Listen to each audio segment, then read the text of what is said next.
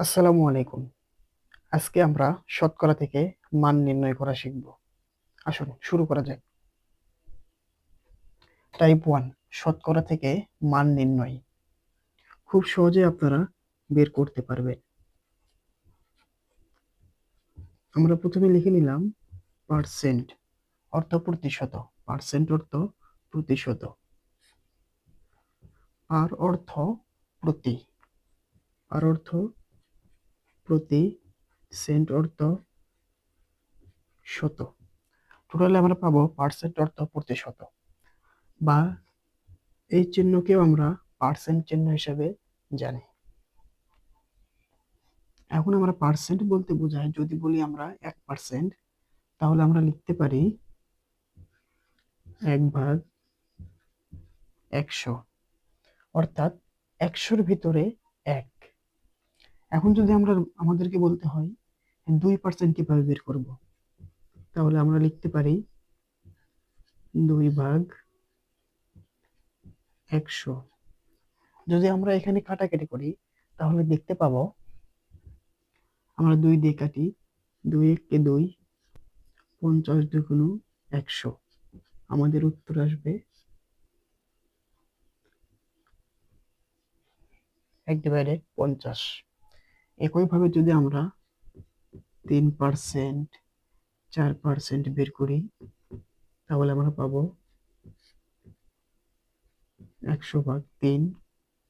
এখানে 4/100। এখন যদি আমরা কাটাকাটি করি তাহলে আমরা এখানে পাবো, আমরা যদি 4 দিয়ে কাটি তাহলে 4 কে 4, 4 দিয়ে আবার যদি আমরা 100-কে কাটাকাটি করি তাহলে 4 25 100। এখানে আমাদের উত্তর আসবে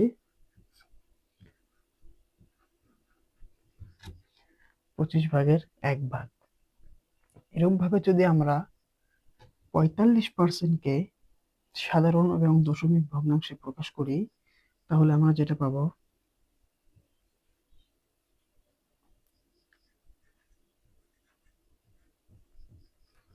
আমরা তো 1%, 2%, 3% এবং 4% করছি।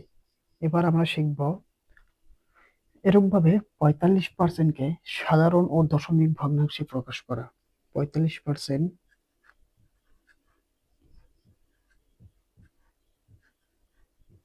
সাধারণ ও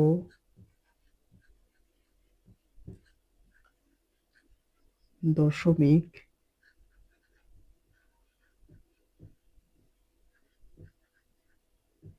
ভগ্নাংশে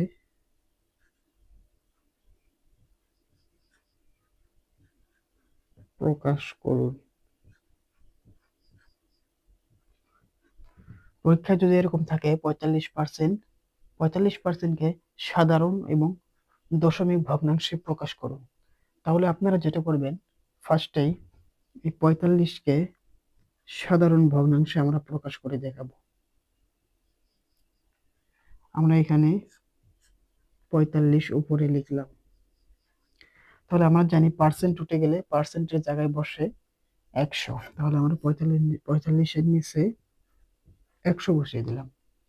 এখন যদি আমরা এই 45-কে আর 100-কে কাটাকাটি করি, তাহলে আমরা সহজেই 5 দিয়ে কাটাকাটি করতে পারবো। এখানে যদি 5 নং 45 কাটাকাটি করা হয়, তাহলে 5 দিয়ে যদি 100-কে কাটি তাহলে হবে 5 20 100। উপরে থাকলো আমাদের 9, নিচে থাকলো 20। আমরা কিন্তু 45%-কে সাধারণ ভগ্নাংশে প্রকাশ করলাম। এরপরে আমরা আমরা সাধারণ ভগ্নাংশে প্রকাশ করলাম। এরপরে আমাদের বের করতে হবে দশমিক ভগ্নাংশে প্রকাশ করতে হবে। আবারও সেম নিয়মে আমরা 45% লিখলাম। লেখার পরে উপরে 45, নিচে পার্সেন্টের বদলে 100 লিখলাম। এখন আমরা এই 45-কে কিভাবে দশমিকে প্রকাশ করব, এর শর্টকাট একটা নিয়ম আছে। একদম এক লাইনে আপনারা এটা বের করতে পারবেন। আসুন সেই প্রসেসটাই আমি আপনাদেরকে আজকে দেখাই। এবং এখানে উপরে 45 45 আছে। 100 দিয়ে যদি আমরা যে কোনো সংখ্যাকে ভাগ করি, 100 দিয়ে যে কোনো সংখ্যাকে ভাগ করলে সেই সংখ্যার 2 ঘর বাম পাশে দশমিক বসবে। এখানে আছে 45, আমরা 45 লিখলাম। বাম পাশ থেকে 2 ঘর পরে যদি দশমিক বসাই, তাহলে আমরা দশমিক বসবে এখানে। এরপরে সামনে কিছু নাই, এর জন্য আমরা সামনে শূন্য নেব, আর এটাই হবে আমাদের অ্যান্সার। তাহলে এটা আমরা কিভাবে করলাম হয়তো অনেকে বুঝতে পারেননি। আবার দেখুন,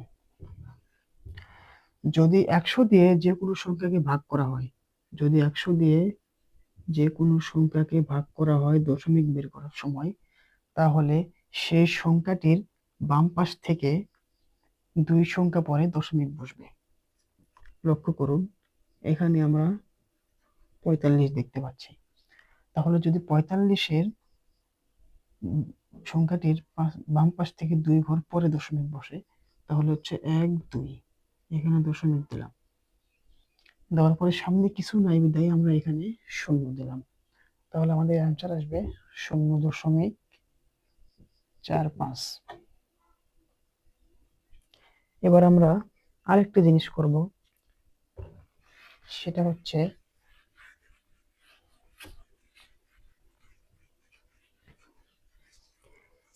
1.4%কে পুরো করার দরকার।